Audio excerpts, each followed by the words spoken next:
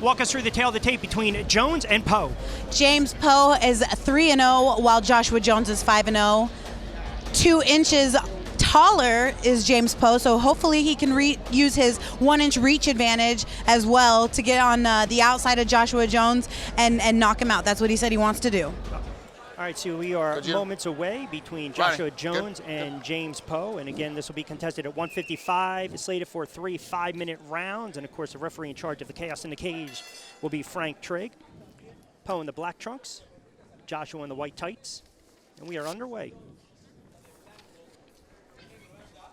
Joshua always says that he likes to start off with ninja stuff.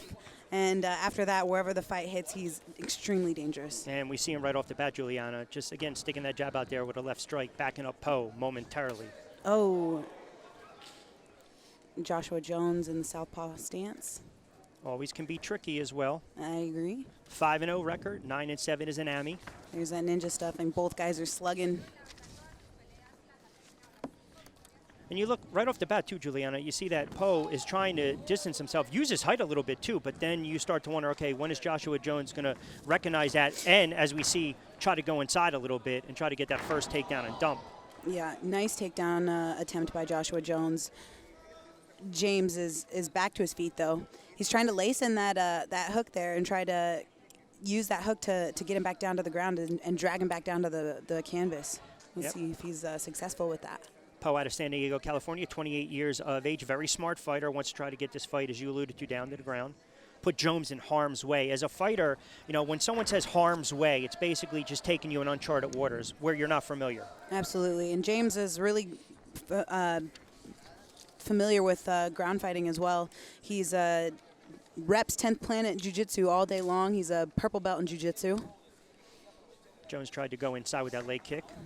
Nice. Nice elbow after that leg kick as well. And that's my favorite takedown right there. Double underhooks, bear hug takedown. It works like a charm. You know, it's interesting, too, because when you talk about the scoring, this also bodes well for Poe and or Joshua Jones if it plays out, because it's always about that cage generalship, right? Aggression. Right. Cleanness of the takedowns. I mean, you can never, you know this, you never want to leave it up to the judges. No, you never do, and it's kind of like in football. Whoever has the ball, whoever controls the ball wins, and that's kind of how it is in the Jaula as well.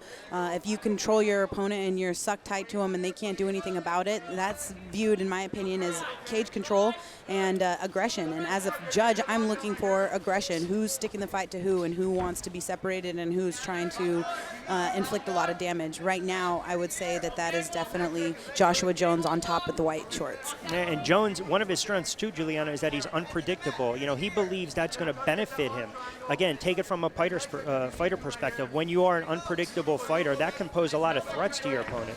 Yeah, absolutely. What's also interesting about Joshua Jones is that he is an engineer. He's a train engineer, and so he works a lot, actually, 12-hour days or 12-hour shifts, and all week long. He's been married for almost a year, and so it's interesting to figure out how is he training 2 times a day, working 12 hours a day, and then being married and being able to sustain all of that. Yeah, he left college while he was studying business administration, and you mentioned 12-hour days. I mean, again, that is an absolute grind, so it's all about that balance. Now, he's coming off a solid win against Nick Vanderpool at CXF6. He wants to keep that momentum going, so it's always important. You get a win, then you get another win, then you get a couple more fights under your belt. Now you're on a winning streak. But early on in round number 1, you know, we haven't really seen too much of an ebb and flow during this fight, but you kind of like what Jones has been doing thus far. Yeah, absolutely. He's been able to now get into side control here, and the guy who's a 10th Planet, you know, Jiu-Jitsu black belt cannot regain guard, cannot get off of his back. He looks like a fish out of water here, and he's trying to do everything he can to re-guard his position, and he can't do it. Joshua Jones is doing a fantastic job with the side control, doing a great job of controlling his opponent, and as you see there, he finally took his back, and let's see if he can sink in a rear naked choke. Late stages, round number 1, again slated for 3 3-5s, contested at 155. Joshua Jones having a solid first round opening stages against James Poe. 2 very young fighters, not age-wise, but Jones comes in 5-0, Poe comes in 3-0. Definitely. He's an undefeated fighter, and he says that, you know, later on he wants to make it to the big time. He wants to be fighting in the UFC, the biggest, you know, upper stages you can get to. But right now I think he's doing a great job representing for Combate Americas, and I think this is right where he needs to be.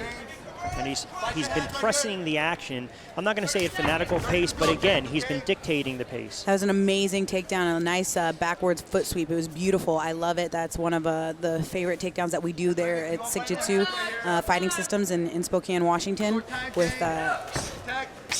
with my team. So that was beautiful. It got him right back down to the mat where he wanted to be. And it's so unexpected when you sweep out that leg right there because they have so much weight distributing, trying to stand up. So you kick that back leg out and he's right back down to the mat.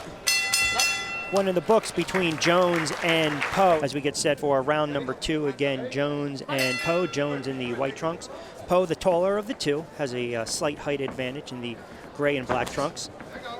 And his opponent was changed last second, and he said that he likes this matchup better for him, and that his weight camp and everything was already there, so he's ready to go. James Poe. Oh. Yeah, and Jones actually checked his inside leg kick moments ago. Again, from a fighter standpoint, I think it's always tricky, though, if you have to take on that short-term opponent, that last-second replacement, especially if you don't have any film on it. Yeah, exactly. The guys that don't have too much film on them are a lot dangerous, and as you can see, Joshua Jones has some heavy cinder block hands that he's working with, and Poe doesn't seem to like any of that. I will, to Poe's credit, say that he has a granite chin and has been able to take a lot of heavy, heavy shots from Joshua Jones. And those heavy shots accumulated 3 knockouts in 5 fights. We just saw a left right there that connected. I mean, he's hitting solid too. And he's starting to gain his confidence as the fight goes on. And again, if you're Poe, you have to use that reach. I mean, at least get that stick out there a little bit, because you have to respect Jones's power. Good up kick too. That landed flush too, and a good counter left. Yeah, but it made him mad, Joshua Jones. Now looking for the takedown is Poe, trying to close the distance. He's got some head position there and grinding that head position out. I like to see that. He's trying to go for his own leg sweep.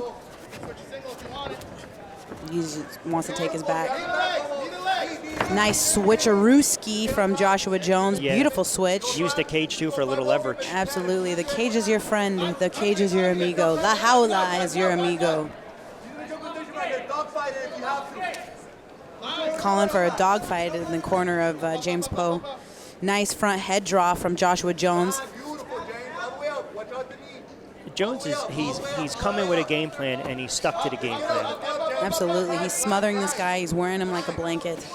And I have a feeling that the fight is, I mean, you got to keep moving here. This is not a resting position from James Poe, but he's so tired wearing the weight of Joshua Jones this entire time. I also think it was some of those shots too up top that caught on that made him think a little bit. Look, you know this, right? You can rain down some haymakers. They might not be the most crisp or hardest shots.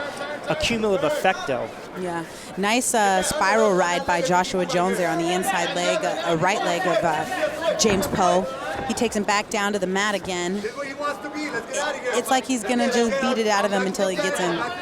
It's not where James Poe wants to be. Definitely not. And if I was James Poe, you know, obviously you're not going to catch a Kimura or you're going to catch a lucky submission. You got to get back to your feet, or you got to find a way to get on top and reverse your position, because he's just getting pounded on. And he's getting gassed having another opponent on top of him like that. And worst case scenario, he's also running out of time in round number 2. There's not a lot of margin of error. Absolutely. The other thing that's really interesting is that it looks like he might be trying to set up a submission or something, but these guys are so slick and they're so sweaty. It's like trying to rein in a greasy pig. You know, it's dang near impossible. You got the bright lights. It's not warm in the venue this evening, but you got the bright lights, you got the sweat, and maybe sometimes you got a little too much pressure as opposed to trying to deliver some up kicks. Nothing doing, though. Jones, again, just attacking him, trying to get good position, and he's raining down some less. And they're not scoring blows, but they are doing damage. Oh, I definitely think that he's doing a great job. These are the fights that I like to see. The nice ground and pound, the repeated Donkey Kong punches in your face. It's hard to regain your guard. It's hard to regain your composure when this guy's just going ham on you. And those are the most dangerous fighters, where they're just going to keep pounding and pounding and pounding until it gives you until it gets them the stoppage, and until it gets this guy to give up. And I'm going to beat it out of you until you give me your neck, and if you don't give me your neck, I'm just going to keep punching you in the face. Late stages, round number 2, slated for 3. Again, Jones and Poe. Joshua Jones, really a strong round number 1. There was no ebb and flow in round number 2. There was a moment by Poe who tried to utilize some low kicks, but Joshua Jones has been aggressive, and this encapsulates the fight thus far. Absolutely. There's a little over 30 seconds left in round 2, and I don't think it's going to go that much farther into round 3. Frank Craig, the referee's watching the action closely, and we're going to get a, well, that's, you know what, that's a good stoppage. That was a great stoppage. It's a great stoppage. Great stoppage by Frank Trigg. Early on in this one, we'll see the stoppage primarily as Poe's well. going for a leg lock because he's trying to advance his position, but at this point, he's just so gassed. He has no juice to be able to leverage anything, and Joshua Jones just hammering down the fists and literally grinding him out into mashed potatoes up against La Jaula. That's got to be frustrating, too, because we talk about a fighter getting their will broken, so to speak, but the fact is, any game plan that James Poe had coming in, it was thrown out the window the first 30 seconds of the fight. Absolutely. I mean, you guys got these big, hungry dudes coming at you, and they see you, you know, if I get a finish here, I could potentially get a $1,000 bonus if I finish you, and these guys little are incentive, right? Yeah. I mean, if the fight doesn't motivate you, let the money motivate you, you know? Ladies and gentlemen, we have the official time of 4 minutes, 21 seconds. En the second round tenemos el tiempo oficial de 4 minutos 21 segundos en el round número 2. Declaring your winner by the way of technical knockout. Su ganador por la vía del knockout técnico. From Long Beach, California, Joshua Jones.